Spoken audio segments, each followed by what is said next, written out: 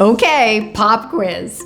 Are franchises A, bought, B, sold, C, awarded, or D, all of the above? Get your test results at the end of this video.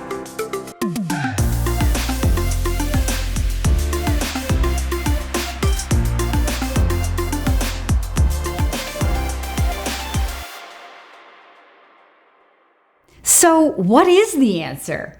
You are going to buy the franchise, and there is a franchise salesperson selling the opportunity, and franchisors ultimately are awarding the opportunity at the end of the mutual evaluation process. Let's talk about all of this a little bit. So we use the word buying a franchise because ultimately it's your money that you're investing in the franchise, and that connotes buying a franchise. There is a franchise development person whose job it is to educate you about the opportunity. They're going to introduce you to the toolbox of the company, the opportunity in general, the industry. They're going to help to pique your interest about the opportunity, teach you about what I call the book theory of the franchisor, and then get you into the validation process where then you can validate the opportunity in the real world by talking to the existing franchise owners. And this entire process is setting you up to then eventually end up at a discovery day where you are going to get exposure to the leadership team to make sure that these people really have your best interest at heart and feel like a good franchisor partner for you. But let's flip the story around and see it from the franchisor's perspective. So the franchisor uses a consultant, Kim Daly, to go out and to find executive candidates in transition, investors looking to diversify their portfolio, looking for people who have interest in exploring franchise opportunities. Sometimes companies need a consultant to tell the story. Sometimes there are franchises that you wouldn't pick even if it was ranked #1 on the top 500 franchises by Entrepreneur Magazine. There are a lot of companies that people would totally bypass just because they don't know anything about it, or they think that they wouldn't be qualified to own it, or they don't have any interest in the product or the service, so they think, I don't want to own that. And those are the businesses that sometimes have the greatest story for a consultant to tell. So the franchisor comes to FranChoice and Kim Daly and says, we're looking for candidates with these backgrounds who live in these markets who have this much money. When you find them and bring them to us and we like them and award them a franchise, we'll pay you a fee. So the franchisor comes to me, coaches me, trains me about their opportunity, and then eventually I find you and I try to make a match between you and the company. Once I've made the match and I say, hey, we're gonna go blind dating, you can't say no, you just gotta go. Because if I gave you the opportunity to say no to some of the opportunities I might tell you are your dream business, you'd probably say, no, I'm not going.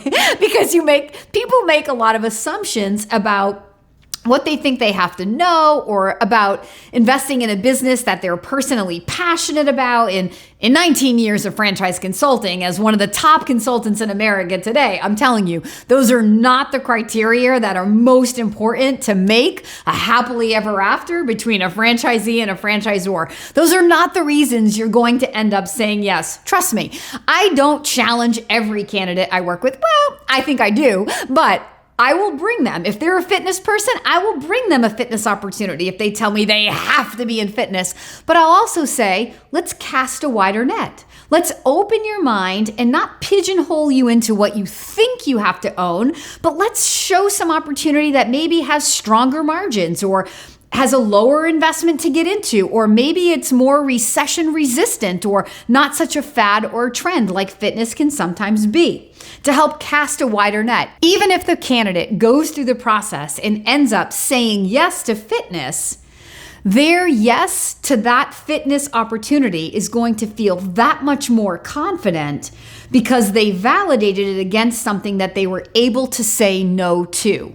There is tremendous value in identifying what you don't want in a franchisor partner, that will help you then know with more clarity what you do want. And that's why I challenge my candidates to cast a wider net and think beyond their hobbies and their interests and let me do my job. Let me bring you things that just blow your mind. I have all kinds of testimonials on my website and video testimonials from former candidates who raise their hand and go, I can't believe that when Kim Daly said budget blinds or Kim Daly said company X, that this was going to be my dream business. And had I given those candidates the opportunity to say no to that blind date, 100% they would have said no, but then it ended up being the business that they ended up loving.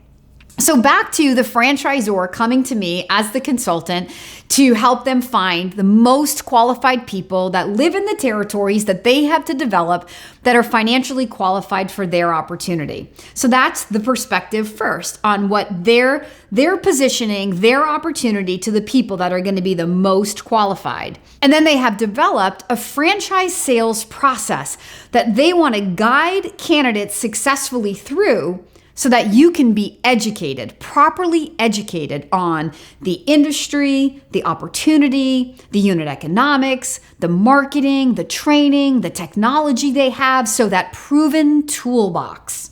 They want the opportunity to give you the plan, to tell you in their words what their plan is and how it should go. But you're not going to take their word for it, because then we're going to go out and we're going to validate with their existing franchise owners who are going to tell us in their real world experiences how that toolbox is working for them and what kind of business they've been able to build with their goals and with this toolbox. So the franchisor, again, has the consultant, me, who helps them find you, and then they've developed a sales process to take you through the process to help you become the most educated you can be, ultimately culminating in that Discovery Day event, which is the mutual evaluation day. This is the day where they get the close-up interaction with you to one-on-one mutually evaluate if this is the right fit. Now, in most franchises that I work with, there is exposure to this executive leadership team prior to the Discovery Day, but it's at this Discovery Day event where you're going to be culminating your research and using this event as your closing tool. From the franchisor's perspective, they're going to be using this Discovery Day event as their closing tool. After the Discovery Day is over, they are going to set up a call with you and let you know whether they believe you are a good fit for their organization. A cultural fit, you have the skill set, you're financially qualified. They are going to award you the opportunity to move forward or not. So you are buying a business that you've done thorough due diligence on through a sales process. And then ultimately, you will be awarded the opportunity to move forward if deemed by the leadership team that you would make a good fit in their organization. If you've made it this far in the video, I need to share the results of the quiz with you. The answer is, of course, D, all of the above. If you are ready to begin your franchise due diligence process to determine if you should buy a franchise business, to go through the sales process to be awarded the franchise opportunity, I would love to be your daily coach. Please leave a comment below or reach directly out to the Daily Coach. For more information on how to explore a franchise to select the right one for you, please like and subscribe for more videos just like this.